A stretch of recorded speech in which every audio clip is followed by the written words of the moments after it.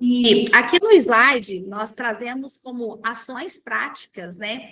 É treinar a equipe. Eu me lembro, que eu me recordei, enquanto a Gesi falava, né, que enquanto eu estive dentro de uma farmácia e eu pude ser supervisora de uma equipe de vendas, eu sempre levava a equipe para uma sala para a gente conversar sobre dados.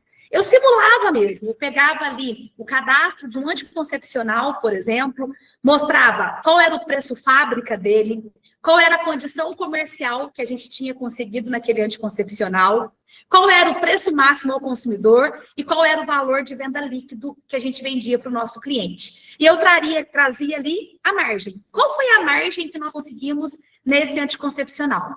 E eu fazia a mesma simulação com o produto que faz parte do PBM. Pegava o custo médio, pegava o preço de venda, mesmo com aquele descontão do laboratório, e a gente mostrava que, muitas das vezes, um PBM deixava uma margem maior, não só em percentual, mas principalmente em valor, pelo valor agregado que é cada PBM. E com isso a gente falava quanto era importante a gente ter os PBMs entrando nas metas das lojas, nas metas individuais, e nós precisamos abrir muito a nossa mente, já falando até um pouquinho, né, sobre Mercado Farma 2026, porque enquanto formos uma farmácia que queremos aplicar metas somente em genéricos e similares, enquanto formos uma farmácia que não iremos valorizar a venda de um PBM, que tem um valor agregado alto, né? A venda de um psicotrópico, que é um cliente contínuo, que como subiu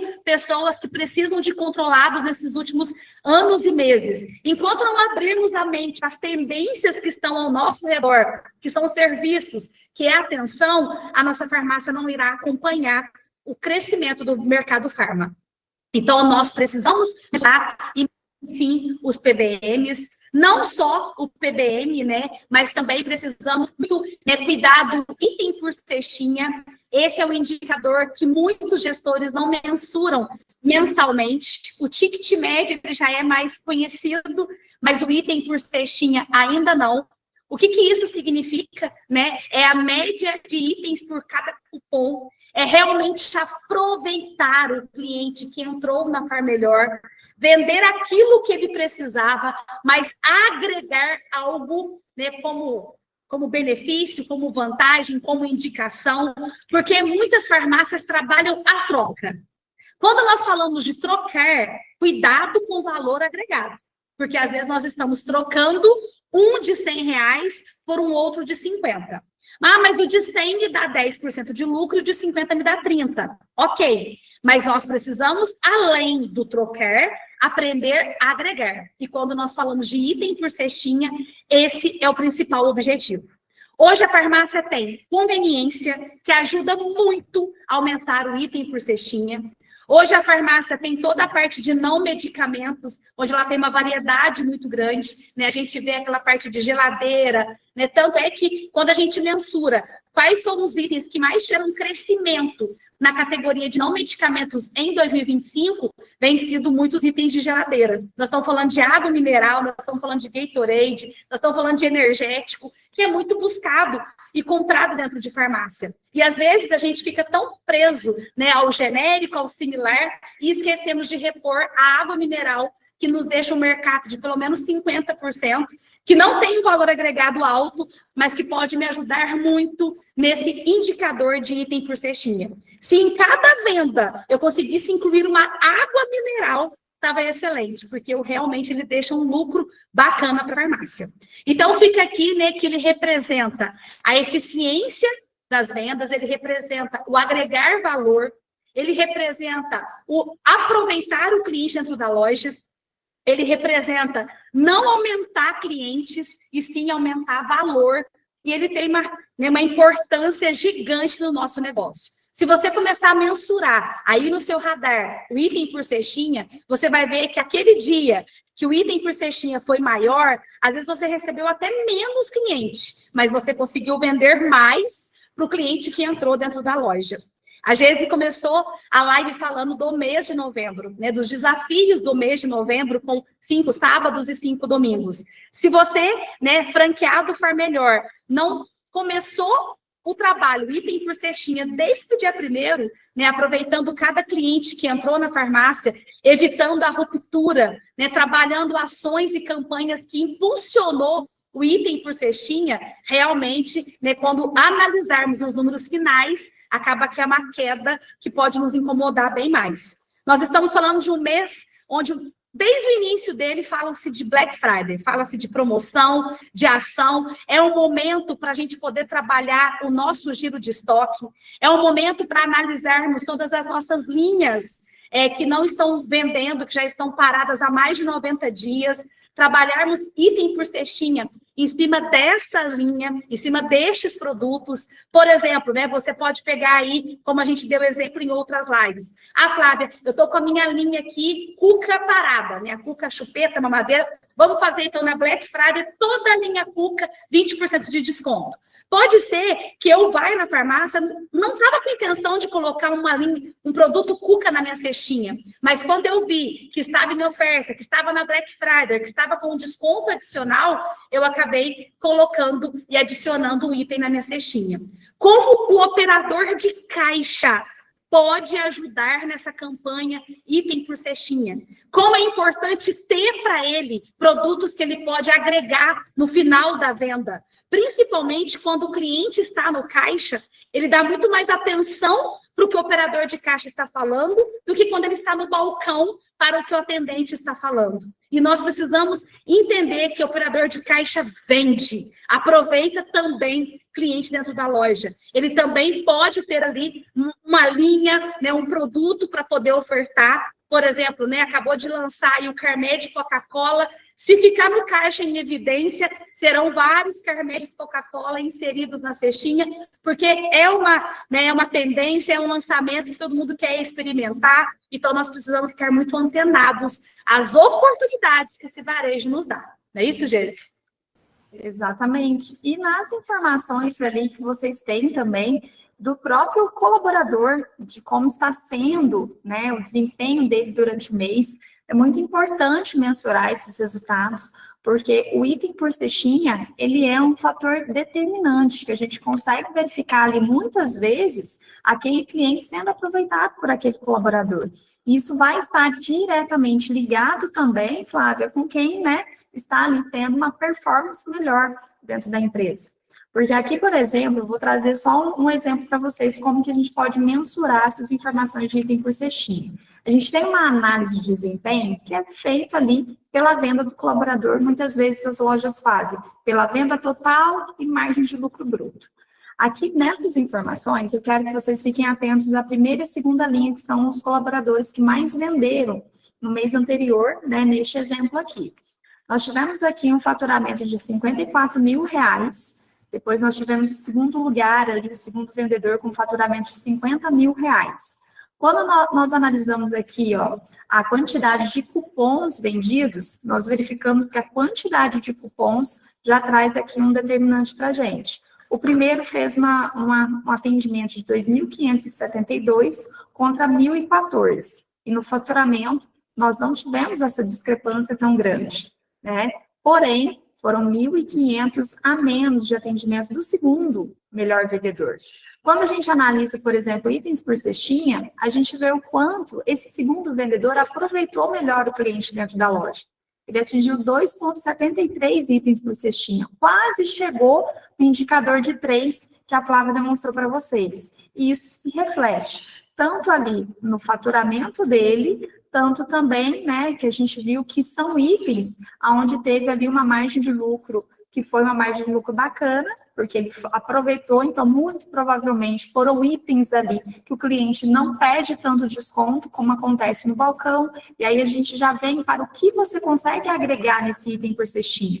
Muitas vezes é um produto de conveniência, é um produto de perfumaria, que o cliente não vai pedir desconto. Então, quando a gente consegue fazer com que os atendentes sejam realmente consultores em venda, entendam ali a importância de saber o histórico do cliente, saber o perfil do cliente, aproveitar esse cliente, nós vamos estar tirando aquele atendimento ali, que é só um atendimento de entregar o que ele precisa, mas às vezes antecipar uma necessidade dele, verificar ali o que mais ele poderia ter, né, de compra dentro da loja. Então, é ali que a gente vai trabalhando esse cliente e agregando e chegando nessa meta ideal, que seria o mínimo de 3 itens por cestinha. Então, voltando na informação que a gente quer passar aqui hoje, né, Flávia, a importância de termos essas informações, trabalhar esses números com a equipe, trabalhar ali, fazer uma reunião, sentar com eles, mostrar a importância de como consegue fazer e aproveitar, né, com que esses resultados sejam resultados ainda melhores, não é, Flávia? Sim, a cada indicadores aqui, né, nós estamos trazendo como melhorar, e com certeza essa venda consultiva vem do consultar, do ouvir, do fazer perguntas, né, por exemplo, a gente quando conversa com o cliente, esse medicamento é para você mesmo, há quanto tempo está com esse sintoma, isso faz a gente realmente dar uma sugestão de produtos complementares assertiva para ele, né? Então a gente pode agregar algo ali que seja da necessidade dele, porque nós conseguimos concluir uma venda consultiva. E com certeza as campanhas internas, né, como a Black Friday, como várias ações no PDV que podem ser construídas aí junto com o seu consultor, né? A gente aqui gosta muito de criar ações para aquele mês que já desde o início nós já temos o termômetro, né, de média dia, de metas implantadas, para que isso realmente traga mais clientes para dentro da loja e faça esse agregar ser de forma mais satisfatória. Além do item por cestinha, né, nós também temos a margem de lucro bruto, com certeza um dos indicadores mais importantes que a farmácia tem, né, porque nós estamos falando de sustentabilidade, né, nós não estamos falando só de volume, mas sim de resultado, né, como a gente falou. E a gente precisa realmente mensurar essa margem de lucro bruto da minha loja.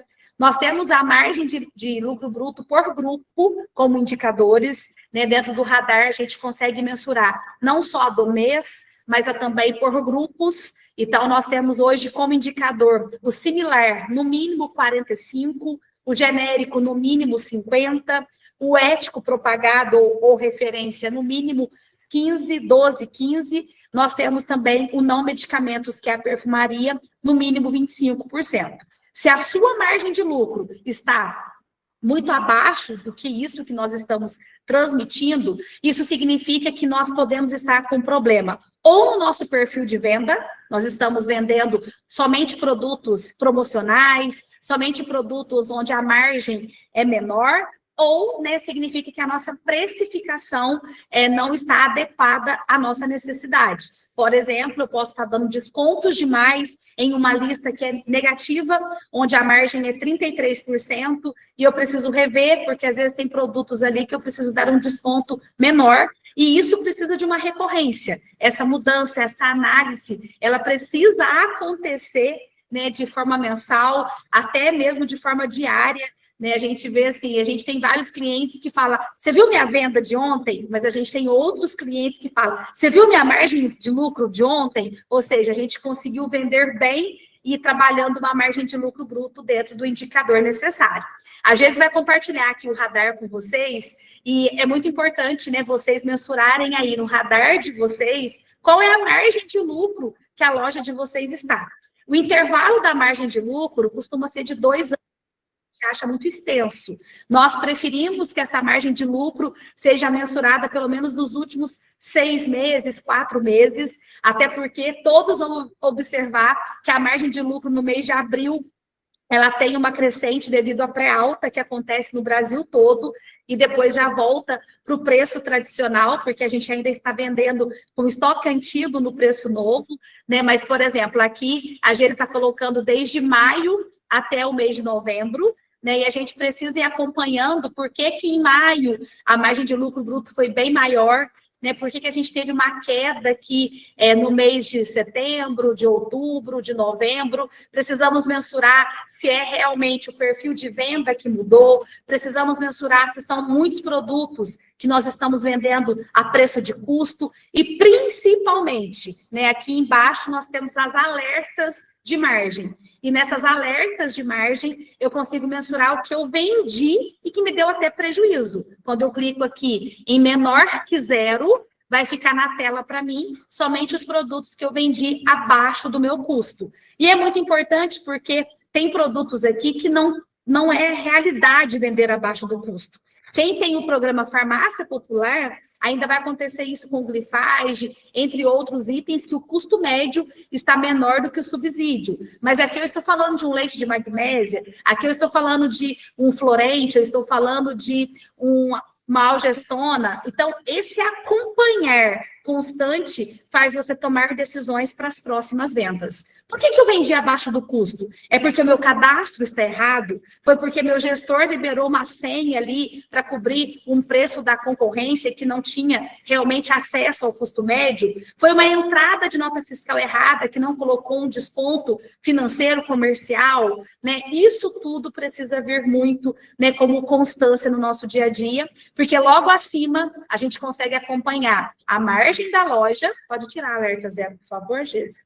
E do lado direito, a gente consegue acompanhar a nossa margem por categoria, né? Então, ali em cima a gente tem qual que é a margem da marca própria, qual que é a margem do genérico, qual que é a margem do similar, qual que é a margem da perfumaria. Por exemplo, essa loja que a gente está analisando, ela está com uma margem de perfumaria bacana, 35,83%. Onde o indicador é 25%, mas precisamos ver se ela realmente está tendo uma venda, né, que compete ao mercado dela. Às vezes a margem está alta porque ela está vendendo produtos mais caros, mas ela poderia estar vendendo muito mais se tivéssemos trabalhando uma margem como a Far Melhor indica para vocês, né? Produtos por linha, produtos ali que são concorrentes digital, fraldas e leites que são produtos atrativos. Então, às vezes, o percentual poderia ser menor em cima de um faturamento maior.